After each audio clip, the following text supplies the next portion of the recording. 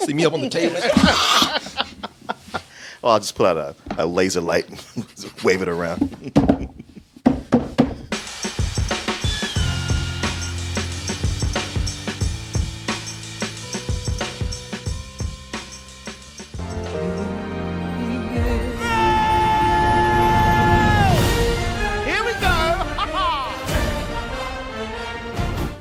About to get real worked up now, man. I ain't gonna even say whether I'm gonna get worked up for good or bad, but I could not wait to talk about this. Martin said, well, you look a little biased right now. Talking about cats. You gonna let your peoples off the hook, huh? Make excuses for them. Well, you have to understand, though. The complexities of my people, man, and how society views us, man. You don't understand. It's a cat thing. You wouldn't understand. You wouldn't understand. People either say we stupid or we got too much attitude. You know, nobody can ever accept us for us, man. I'm not saying whether I want it to be for or against this. It just looked crazy. I said, I don't know what to think about it, but and everybody felt the same way we did. A lot of people saw this and said, well, we have the first great horror movie of 2019. Cats. I mean, this got everybody's attention because it scared the shit out of people. And it is a horrifying effect. I'm not going to lie, man. It takes a lot to get used to. But that's the trailer. So what? The trailer probably had the undesired effect or the opposite effect of what they want, what they were going for. Mm-hmm. Now, who's the director on this? Tom Hooper. The King's Speech. No, mm-hmm. And Les Mis. Les Mis. Well, I like the way everybody was talking about, man, King's Speech? You mean that boring shit? And he's like, boring, huh? Okay, I got something for your ass. I bet you pay attention to this. All these damn cats walking around here with ass and breast and everything. This is a trailer where everybody looked at it, and like I said, Tom Hooper. He said, okay, so, yeah, it scared a lot of people. A lot of people online talking about how frightening this is, but at least they're talking about it. It's getting attention. It's getting a lot of attention. If it just been... Oh, shit! Had just been people in cat costumes, you'd be like, eh. Had it been people just in cat costumes, yeah. People wouldn't have said, oh, just another bland musical out there. Nobody watch musicals these days. But the thing with it, you got to understand, is like, all right, listen, there's a whole movie behind this trailer. There's probably a heartwarming story about characters who care for each other and bond with each other, have tons of backstory, and near the end comes to a rousing musical conclusion that'll make you stand up on your feet and maybe even drop a tear or two. You can't just judge it on the trailer that horrified millions. Well, I'll tell you what. Let's see if that is exactly the case. Let's go ahead and relieve. Thank you. Let's go ahead and relive, Martin, this terrifying experience again. What's your name? Cat got your tongue? Here we go. You don't shut the up. And that, well, there's more where that came from. Believe it or not. If you look at that, all by Rebel Wilson too. And if you look at that trailer and say, well, at least we got that out the way. We've only just begun.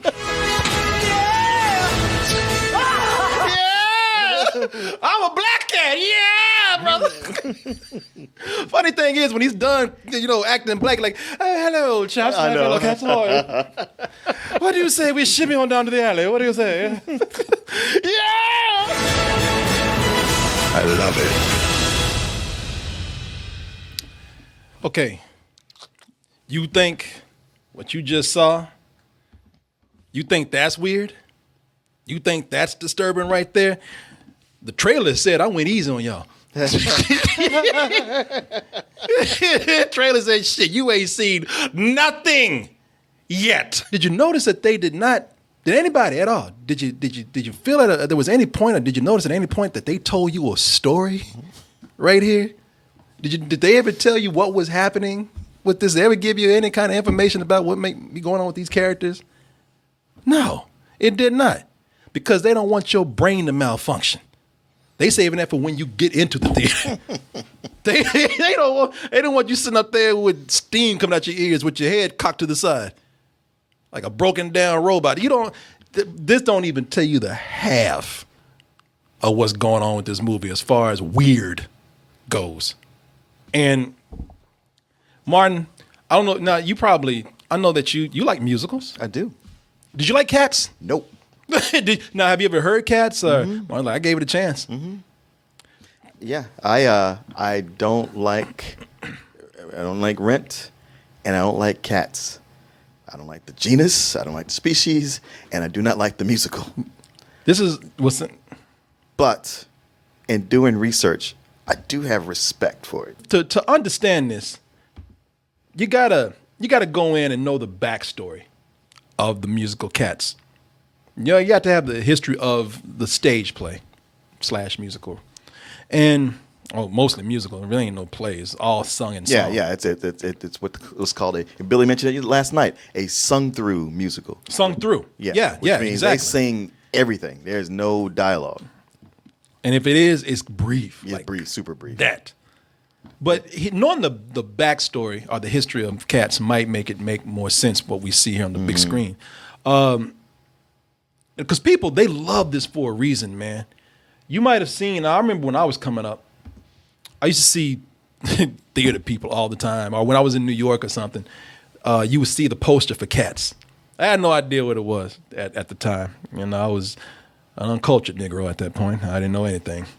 I just thought, hey, that looks like a cool horror movie.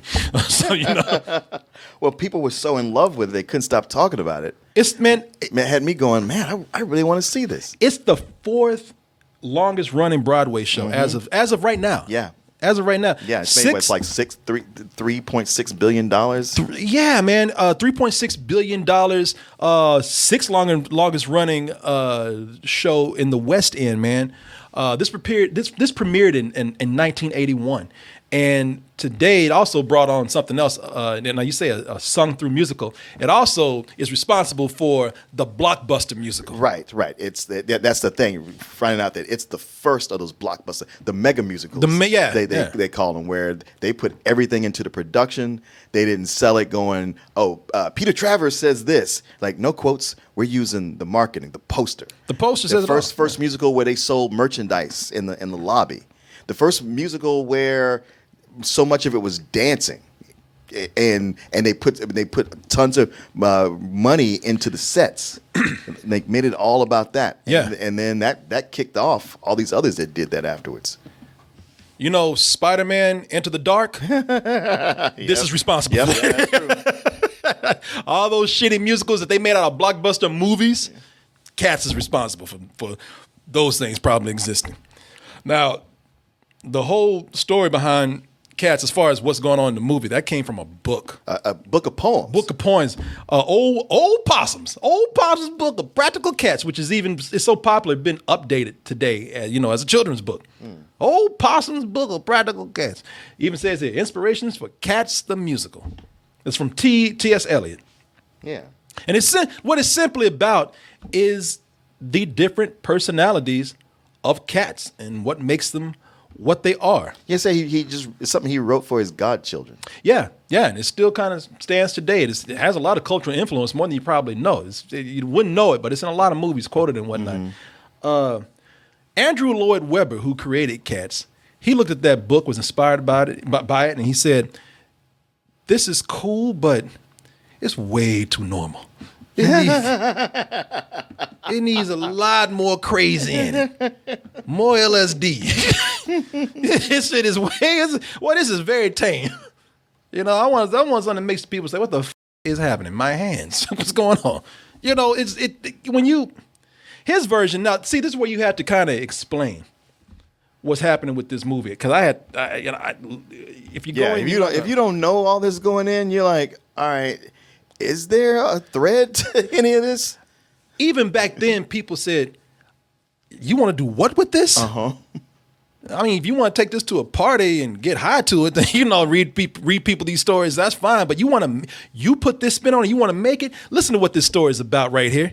So the stage play, from what I hear, is kind of faithful to what the movie is, vice versa. This is about a night where cats from all over the city, they get together to decide who the Jellicle cat is. What that means, I don't know. You know, my dumb ass. But they decide they're going to decide who the Jellicle cat is going to be, selected by one cat called Deuteronomy, played by Judi Dench. And to decide who will be the Jellicle cat, they'll have to do certain musical numbers. And whoever wins the musical number, they put them in a light fixture, a chandelier, and they float up into the air and disappear into the heavens to only be reborn again. In other words, they killed this cat, I guess. Yeah, I know. That's what I was thinking too. You're going to die. It's a sacrifice. All these cats are just crazy. It's a sacrifice. But to go to heaven, you got to win the talent show. These cats want to die. But wait, there's more. It gets even crazier.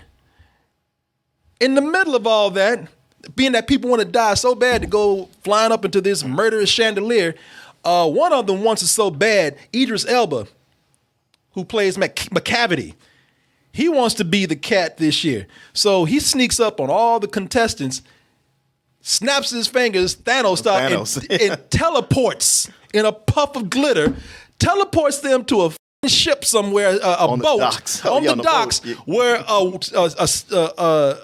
what's his name? Ray Winston cat is waiting on them to make them walk the plank.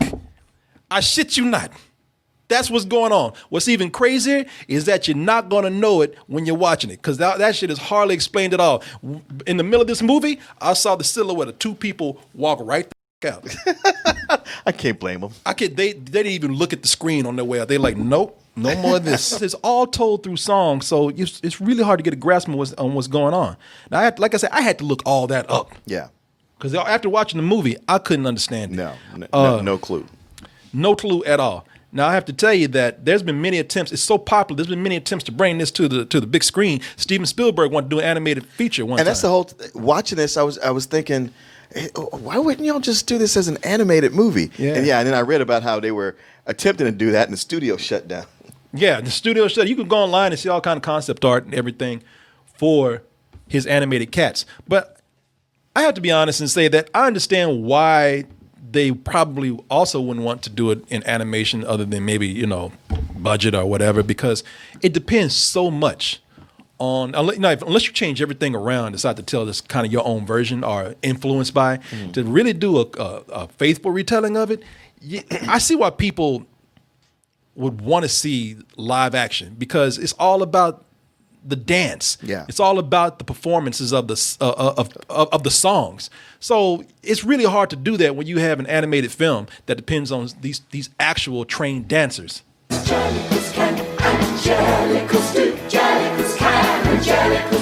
Okay, cool. I understand why people want to go see that. It's all about the stage experience. Mm-hmm. It's all about watching the performers right there in front of you do their craft.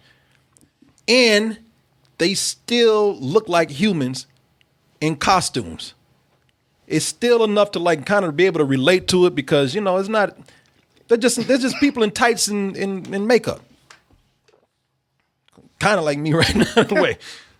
But what we see in this movie, this is a apocalyptic wasteland with mutant creatures running around. That's what I said. All the humans have died. A cat and human DNA have spliced together for the survivors, and they're just roaming around. Yeah, and instead of becoming something cool like Thundercats, they became these monstrosities right here. Mm-hmm. When that shit opened up, it was like looking at a level of hell. It was like demons crawling around. You ever seen when Satan is like talking to his minions and demons walking around and shit like this? This was from the beginning. This shit is frightening. And it doesn't help that when they start out, they even got a 80s hard keyboard sound going. And I was like, man, you already, now you're doing this shit on purpose. You trying to terrify people. It's, it might have worked better had we not even seen one human. But it starts out with a human throwing a cat into an alley. A human that looks like you and me. Uh-huh. And I'm like, human beings keep these monstrosities? You actually keep these? I see why that human threw it out. You're like, this shit is disturbing. Get out of my house. Abomination. This is an abomination. I don't know if it worked for you or not. Worked is not the correct word, but at some point I did get over it. You were better than me because I did not, and it's not because I'm just sitting up here. And that's Ian McKellen as Gus, short for asparagus. But I never did. I never did get over it because they never give you a chance to actually connect with these characters. No. They never give you a chance. They never give you any story. They never get. It's meant, man. This is meant for a live audience, for me to be seen for the dancing and the performing. As a movie, there's no story to get people to relate to these characters. There's no story to get people pulled in. You know, it is a good adaptation. If you're going to do that, the choreography is great. I love the dancing in both the musical and the movie. Yeah. I mean, it's very. So much of it was like ballet, and I thought, man, if I was just seeing this as a ballet with just music and no singing, this would, and where I wouldn't worry about story, that would be cool. But a lot of it is in this because it's a movie and they're casting big name actors rather than people who are Broadway stars and singers. The singing from some people is just not there. No. I mean, you get to Ian McKellen and Judi Dench, and it's like, man, you are forcing them to sing, and they are not singers. And this play, this whole thing, if it succeeds or fails on the singing and dancing, you can't just have half-ass people in here just because they're recognizable, because there's no acting to be done. Yeah, well, there are some people in here who actually do sing and dance. Who is the guy? Jason Derulo. Jason Derulo. Yeah. Jason Derulo actually puts on an amazing number in here. There's some good numbers. He has that good number, but then it doesn't really contribute to anything. Well, none of this contributes to anything. Yeah, that's what I'm saying. Like he comes on out of nowhere, he does all that, and then that's kind of over, and we move on, and it's never really talked about. And I was like, well, what was the point of that? None of this shit contributes to anything because you don't know what the is happening. Mm-hmm. Nobody know what these cats are doing from the very beginning. All they come out and singing about Jellicle cats, and everybody like Jellicle cats. What the is that? Yeah, are you going to explain to me what a Jellicle cat is and not keep repeating that word over and over and over again? I have no idea why these cats are getting together and doing what they're doing. The story starts out with them throwing a cat into an alley. And then all these other cats come out like, oh, shit, a new bitch. And when they come out, it's like, I thought she was going to be adopted into a gang and we were going to like figure they were going to help her. It's going to be like, I don't know, Oliver of cat movies or something. But she comes out like somebody just didn't throw her ass away like trash. Mm-hmm. This is insane. And it needs to have some story to get you to be into an insane story like this. And ever so often it wants to keep, well, the thing it keeps coming back to is that, oh, McCavity, man, you don't want to get with that dude. He's a thief. And then later, well, he's got magic powers, and he can come out of nowhere. That's what I'm saying. He can teleport like goddamn Nightcrawler. But we spend so much time with saying like, oh, you want to go near him, not really telling you why. Well, because Thanos snap your ass. That's why. Eventually, we get that, but prior to that, he just like he's a pimp, and he'll turn you out. Yeah. That's what he was putting him on that boat for. He's about to sell him into sex slavery. Yeah. I don't. I know it's classic. It's the most successful play in Broadway history, but I even have to admit that some of these songs, you got to keep in mind, this was made in 1981 is when it first premiered. Some of these songs feel outdated too. It sounds like music from an Academy Awards show. Did you say some? Because I feel like all of them. Because when I talk about me, not like I praise the dancing and I like the costumes they do for cats, but I hate the songs. I don't like it. Except for the big song, Memories. Every other song in this, I was like, yeah, I think Andrew Lloyd Webber sucks as a songwriter. And so many of these songs, yeah, they're outdated and they repeat the same things over. Yeah, some of this shit sounds. I mean, it's like seriously, you know that music you hate from the award shows? This is their big musical numbers here. It's that the movie. Imagine taking the songs that they used to play people off at the Academy Awards and putting words to it and doing a dance number. With somebody dressed like a cat. Dressed like a cat. Singing words to it.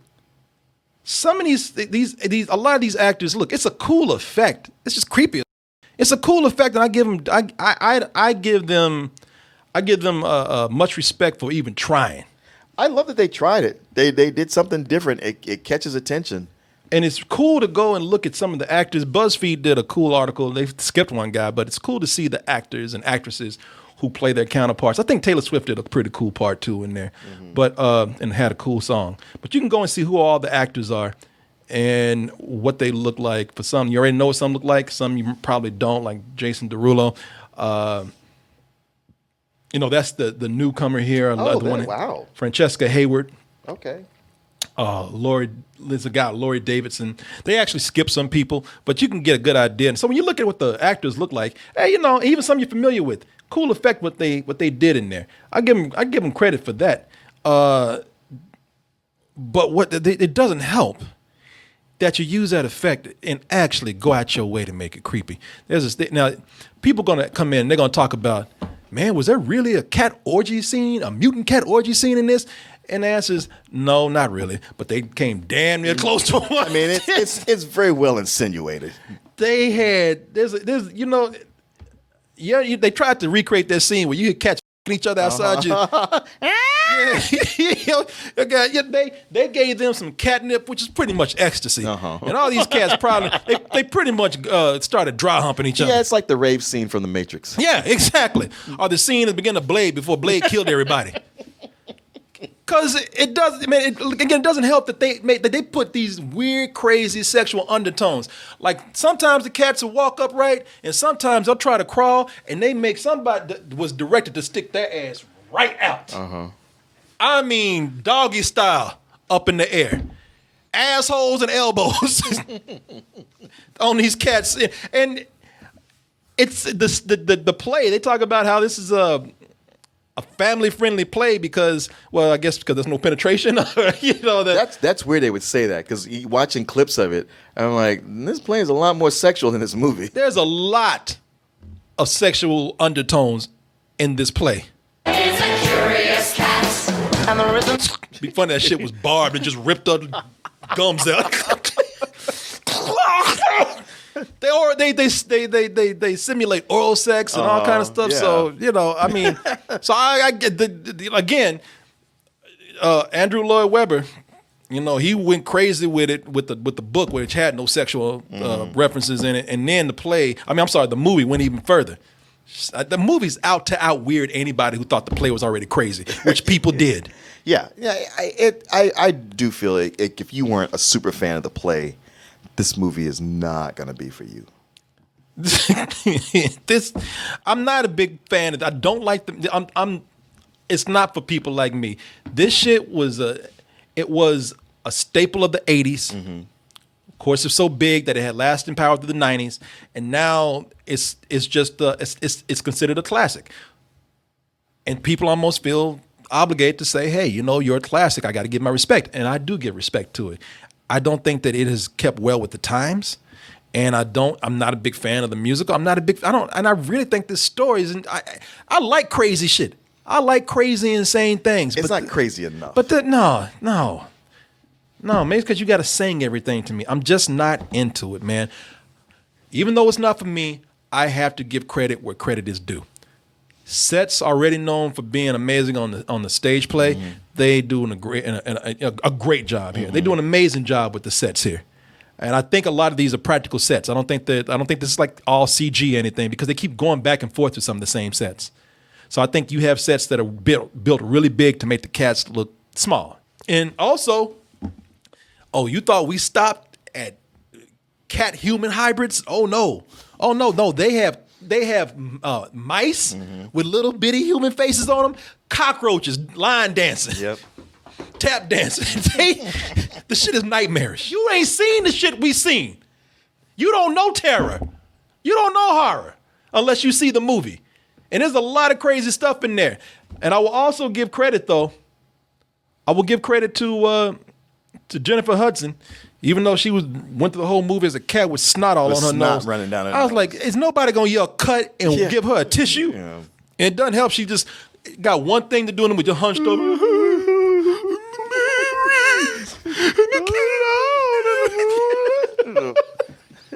She took one too many boot to the head. Shut the fuck up. But I wish I had a scene, because it's Jennifer Hudson, man. Of course she's going to do great. Yeah. She's going to do amazing. But that song, I gotta say, man, that song, you hear that song and you will be singing that shit all day. The big musical number from this Memories. Memory, open up, enter in. She like an old hoe cat, don't she? Okay. Hoe cat. All them cats just don't wore that ass out. It's funny, all through the 80s he listened to this song. I never realized it was supposed to be a sad song.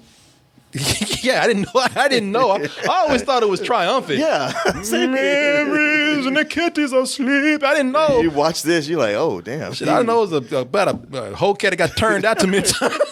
I'm not going to come in and be like everybody or what everybody expects. You know, this is a movie.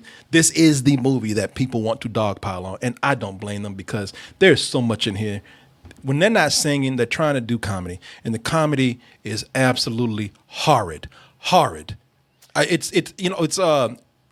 You saw some of it in the trailer, and that's the extent of it. Either that's the extent of it, or that's the rest of the comedy that you don't see unless you see the movie. The crazy cat lady. You know, doing what Rebel Wilson does. Rebel Wilson is painful to watch. At least the other people can dance. If they can sing, Rebel Wilson she does what she does, even dressed like a cat, just falling all over the goddamn place. Yeah, and even with James Corden trying to beat her record, she still comes out on top. He sure was. She was trying to out annoy her. Yeah, I was like, nah. She still rules, man. She's still at the top of the leaderboard. But yeah, man. I give this a low rental, man. It's just if it works for people, then fine. Again, no problem with this doing well. And I can see this doing well with stage people. Yeah. This is crazy. And I think it's a hard sell except for the hardcore stage people, are fans of the musical. This is a movie where I think all the better performances come from the people that you don't know going in. Almost like the more famous a person is, the more it's like, I would expect better from you. And let's get one of these Broadway stars up here to do this. It would have been better with unknowns, and yet they couldn't have got it financed without them. But I am almost exactly on the same page with you. I would just give it a regular rental because I think there will be people for who were fans of the musical where it will give them what they want, but something new. And people who just love Cats, not the musical itself, but Cats. And I say that not so much joking, but so much of it plays to, even in concept, this musical plays to like, hey, you love Cats. Don't you imagine them having different personalities? And we're just giving them those personalities and cute little names. And if you're somebody who has that kind of affection, you probably go with it. It's something experimental. We talk about everything being the same, sequel after sequel. Yeah. You know, J.J. Abrams pumping out the nostalgia machine. Yeah. And it's like, I'll probably give it a rental too then, thinking about it. I mean, because I do respect it for what it's trying. Yeah. It is an experimental it's like, film. I don't like it at all, but I have genuine respect for it. It's an experimental film that did something different, man. I really got to give credit to somebody that tries. Yeah. Like that's what I said tonight. I said I will give something credit for trying. So yeah, I give this a rental too. And I got to, you know what? And when you say people who like it, there was a woman who was loving this shit behind me. Yeah, see? You heard it. There's a woman. I mean, every joke, laugh out loud funny. It had the same laugh. Or she was slowly losing her sanity. That could have been it too.